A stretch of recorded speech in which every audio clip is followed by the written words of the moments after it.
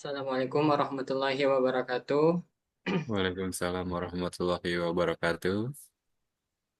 Kami dari kelompok 6 ingin mempresentasikan hasil dari laporan yang kami buat atau jurnal yang kami buat dengan judul Pemalsuan Data di Era Digital, Analisis Hukum dan Forensik terhadap Kasus Kejahatan Cyber IKTP di Indonesia. Dengan saya sendiri yaitu Bagas Mulai Ibrahim, kemudian ada Ahmad Adli, kemudian ada Harsha Muhammad Hobi, kemudian ada Muhammad Rafi Ardana. Latar belakang kami ada tiga. Yang pertama yaitu transformasi digital di Indonesia membuka peluang kejahatan cyber. Yaitu proses digitalisasi layanan pemerintahan membawa banyak manfaat, namun juga menimbulkan celah baru yang dapat dimanfaatkan pelaku kejahatan cyber untuk menyerang sistem informasi pemerintah. Kemudian latar belakang yang kedua yaitu IKTP sebagai identitas digital nasional. IKTP dirancang untuk menyatukan seluruh data penduduk dalam satu database nasional, sehingga keamanan dan integritas datanya sangat penting. Kemudian yang terakhir, yaitu kasus pemalsuan data dalam sistem IKTP. Salah satu bentuk serangan yang terjadi adalah pemalsuan data, yaitu memanipulasi data elektronik untuk tujuan tertentu. Selanjutnya akan disampaikan oleh Obi.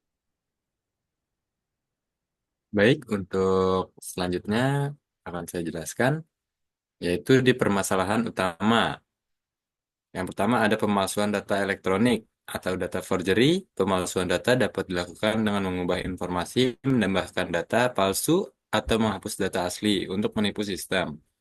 Lalu ada UU ITE belum mengatur spesifikasi terkait data integrity. Walaupun UU ITE mengatur tentang informasi elektronik, tidak ada pasal khusus yang secara tegas menyebutkan pemalsuan data digital sebagai tindak pidana tersendiri. Lalu, di sini ada tantangan pembuktian bukti elektronik. Bukti digital rentan berubah, sehingga perlu metode forensik untuk memastikan keaslian dan integrasinya sebelum diperiksa di pengadilan. Lalu, ada rumusan masalahnya, yang isinya bagaimana pemalsuan data terjadi pada kasus EKTP, lalu analisis hukum terhadap kasus ini, lalu ada peran forensik digital dalam pembuktian. Lalu untuk tujuan penelitiannya, yang pertama ada menganalisis aspek hukum pemalsuan data elektronik, lalu menjelaskan proses forensik digital, dan mengidentifikasi kebutuhan integrasi hukum dan teknologi. Baik, selanjutnya akan dilanjutkan oleh teman saya. Kajian literatur, data forgery, manipulasi atau pengubahan data elektronik secara tidak sah. Tindakan ini dilakukan dengan sengaja untuk menipu atau membuat data tampak berbeda dari aslinya. Mengancam confidentiality, integrity, dan availability. Pemalsuan data merupakan tiga aspek utama keamanan informasi yang menjadi fondasi sistem digital. Terus ada modus, data fiktif, duplikasi identitas, penggantian biometrik. Pelaku bisa menambahkan data palsu, menduplikasi identitas orang lain, atau mengganti data biometrik seperti sidik jari. Kajian literatur forensik digital. Yang pertama ada proses pengumpulan dan analisis bukti elektronik. Forensik digital memastikan bukti elektronik diproses sesuai prosedur agar dapat diterima di pengadilan. Dua ada teknik, song analysis, hash verification, timestamp, correlation. Menganalisis jejak aktivitas sistem, memverifikasi integritas file, dan mencocokkan waktu perubahan data. Tiga, mengacu pada ISO IEC 27037.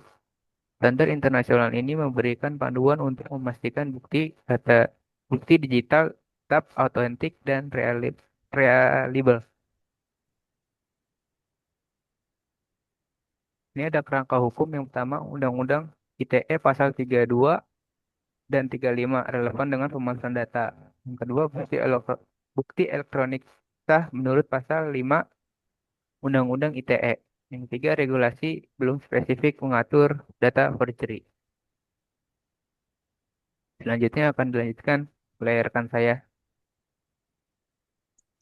Di sini ada metode penelitian. Yang pertama, kualitatif dengan metode yuridis normatif, yaitu menggunakan analisis hukum untuk memahami peraturan yang berlaku. Kedua, analisis forensik digital kualitatif, yaitu menelusuri jejak digital dan teknik investigasi dalam kasus pemalsuan data.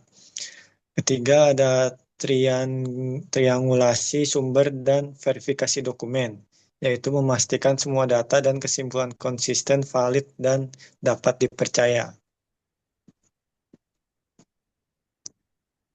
Kemudian, hasil temuan forensik.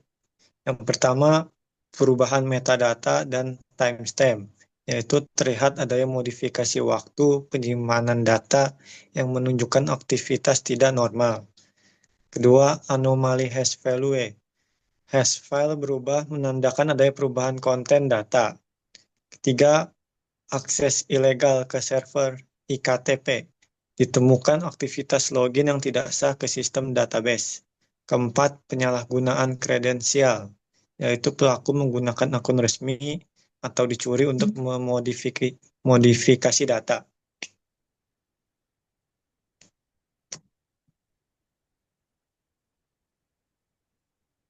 Ya, di sini ada pembahasan. Yang pertama, kelemahan teknis dalam sistem ektp.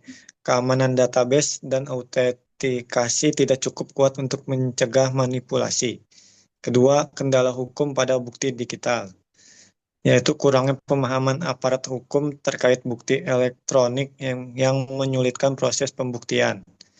Ketiga, perlu sinergi hukum dan forensik digital, yaitu kolaborasi ini sangat penting untuk menangani kejahatan data modern yang semakin kompleks. Selanjutnya akan dilanjutkan dengan Bagas.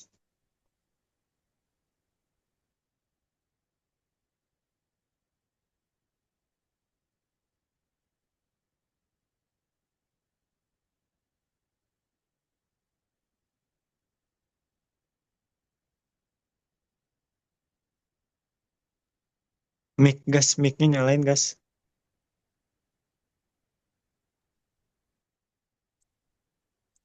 Kesimpulan dan saran ada tiga. Yang pertama yaitu integrasi hukum dan teknologi masih lemah. Belum ada sinkronisasi yang baik antara regulasi dan perkembangan teknologi. Yang kedua, perlu penguatan regulasi dan standar forensik digital. Peraturan yang lebih jelas dapat mempermudah proses penyidikan dan penegakan hukum. Kemudian yang terakhir yaitu blockchain dapat meningkatkan integritas data. Blockchain mampu menyimpan data dengan cara yang sangat sulit dimanipulasi. Demikian presentasi dari kelompok kami.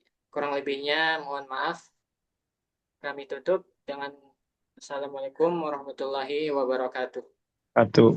Waalaikumsalam warahmatullahi wabarakatuh.